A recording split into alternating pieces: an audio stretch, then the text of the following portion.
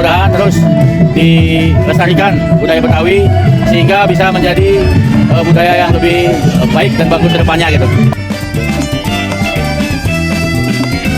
Ya bagus sih menurut saya, kayak buat anak muda gitu memperkenalkan budaya Betawi ya.